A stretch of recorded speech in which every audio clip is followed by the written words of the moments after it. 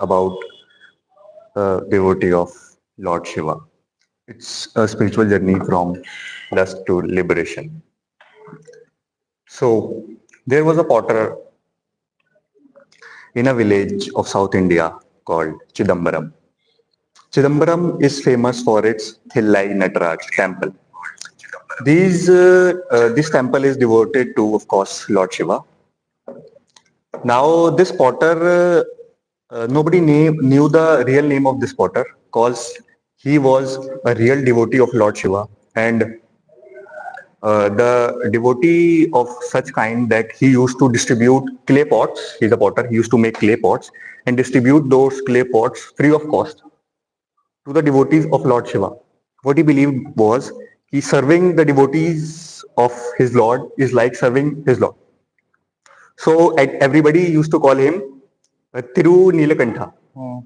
Thiru Nilakantha. Nilakantha is a name of Lord Shiva. Nilakantha, the blue throat one. It is pronounced as the blue throat one. It is a form of Shiva who drank poison, hala hala, to save this world from that poison. He drank that poison and he blocked that poison here. That's why Shiva has a blue throat here. So this is the story of that guy. So what he used to do, he used to distribute free of cost to the devotees of Lord Shiva. Okay. Now he has a wife. So his wife was also the devotee of Lord Shiva. They used to worship Lord Shiva and serve the devotees of his Lord like this. Like was going fine. He used to do like this. People didn't know the real name of this potter because he was called this. He was such a devotee that people used to call him Tirunilkanta himself. Okay, life was going fine. He was doing this and that. But one issue was this guy was that he didn't have control over his lusty feelings. He has a lust for women and desire and pleasure. So one day, after work, he went and he spent a time with a prostitute. Uh, he was going back to home. Before he reached home, the news flew and reached to his wife. His wife already knew that what he did. He came, his wife completed all the duties. When Thiru Nilakanta tries to touch his wife, what the wife says is, "Don't touch us." She said something in Tamil that pronounce in English like that, "Don't touch us, Thiru Nilakantha." Acha. It it pronounced something like that, and what the potter interpreted it, it's like don't touch me or us. Us means women. Women. In the name of Thiru Nilakantha. He was such a devotee of Lord Shiva. He realized that he did a mistake. Of course, he accepted it. I did a mistake, and when he heard those words, like "Don't touch me, don't touch us, don't touch us," Thiru Nilakantha. So he was like, there's a command from his Lord that you did a sin in the name of Lord, you don't touch us. You don't touch any women. So he was almost shaken from inside. And that day he took a vow, I won't touch a woman ever in my life, even in my thoughts. He took a vow, he created a discipline. From that day, he never touched his wife or any women. They were living for the society, they were living together, but they never touched or having such type of pleasures in their life ever. Life goes by and they became old. Now, when they became old, and they were living, society feel like that he was a devotee of Lord Shiva. He's a very good guy. He's a family guy. He's having a wife, and they were not having, of course, no children. They were having no children. Now, once a yogi, a saint came to their house. In India, when a saint or anybody came to their house, in India we say, Atithi Devo Bhava. The guest which has come to your house is like a god himself. So they welcomed him and treated him like a god. In India, we offer food. We take care of every need of our guest. That's the Indian culture. So that's what they did. And When that yogi or that saint was about to go, he gave them a pot and told them, "This is a magical pot. Please keep this pot safe for me. When I'll return from my journey, I'll take this pot from you and will go away." So Tirunilokantha, he accepted that pot. Of course, he was a guest, and we treat guests like gods. Yeah. So it was a duty for him it was a duty of him to help his guest. So he did it. He said, "Okay." Now that yogi went on his journey, and when he returned, he asked, "I want my pot. Please give me my pot." Tirunilakanta went to search for the pot exactly at the place where he kept him, but that pot gone missing. Missing. So Tirunilakanta searched here and there, but the pot was nowhere to be seen. Tirunilakanta felt broken from inside. He came to that saint and said, "I'm so sorry. I am unable to find that pot. I am searching it everywhere, even at the place I kept it very safely, but it is missing. It's gone from there." So that yogi said, "No, no, no. I want my pot. That was a magical pot. I need it. I need it. I want it." So Tirunilakanta says, "I am a potter. I'll make a new pot for you. You can use that pot." So that sage got furious.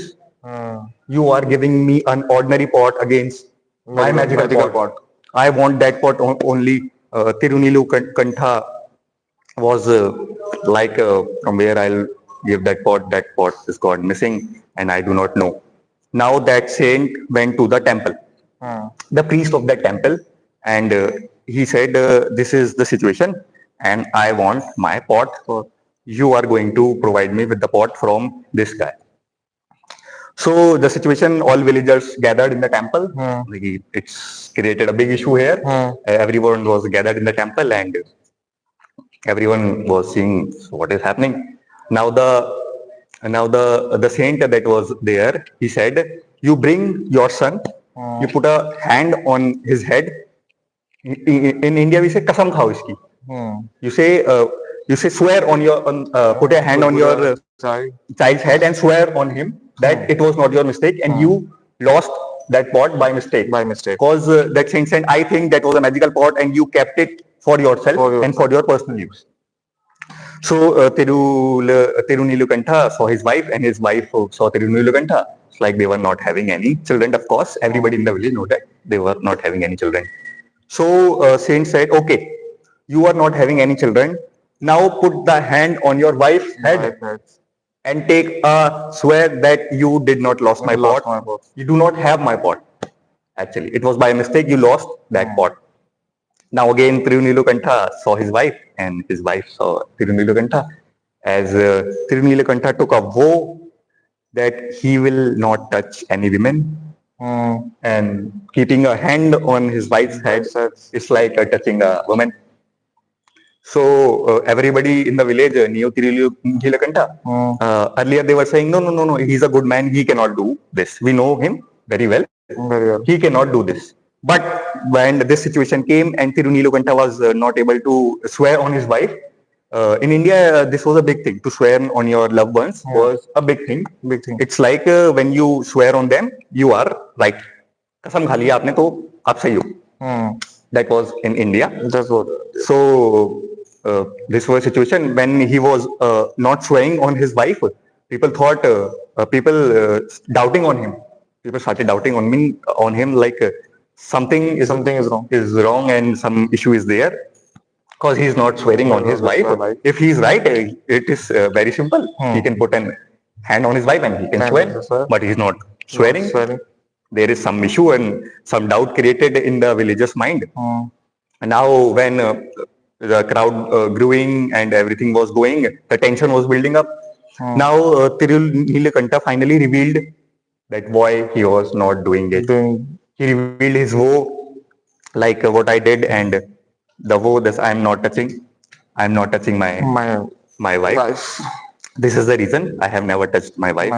Since the day I took the vow, I cannot touch my wife. Okay. Now the priest of the temple said, "Okay, if you cannot touch your wife, you took a woe in the name of your Lord. I am giving you a stick. You hold it from this side. Your wife will hold from this side. You take a dip in this pond. A temple. There was a pond in the temple. People of the area consider this temple to be holy. If this temple will, this pond will reveal that you were right or you were wrong. They believed it to be a holy Lord. If you dip in this temple, this will reveal that you were right, or you were wrong. Situation with your wife. Okay. Now that was fine with the Tirunilukanta and his wife. They hold the sticks from one from each side, and they took a dip into that pond. And when they came out, they became young.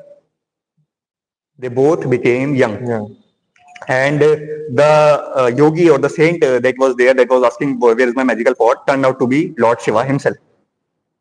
Lord Shiva was so impressed with the discipline that Tirunilakantha created, that he wanted that this woe should come in front of everyone.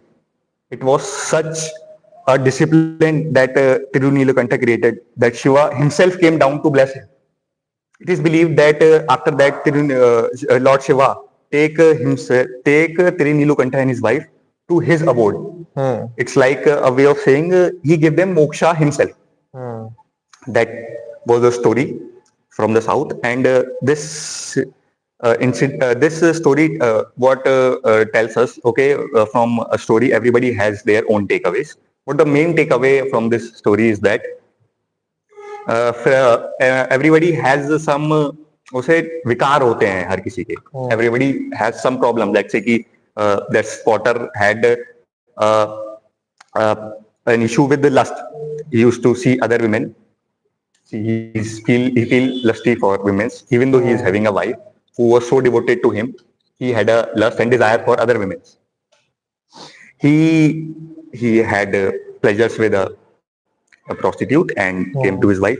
But when he in the name of Lord, he was told, you do not touch a woman. Such is the power of a bhakti and devotion. He can turn you. When in the name of his Lord he took a vow, he was so disciplined. After doing a sin, he was so disciplined that he didn't even touch a woman or even his wife for his entire life until Lord Shiva came himself to bless him. That is the power of. So what exactly is this? Is what we call as bhakti yoga. What we call as bhakti yoga, that devotion. When you bow down to someone and you are so devoted to himself, Lord himself give you power to do things which are unimaginable, which are beyond thinking and possible for a normal being. That can be done with the power of bhakti yoga. That's the main takeaway from this story.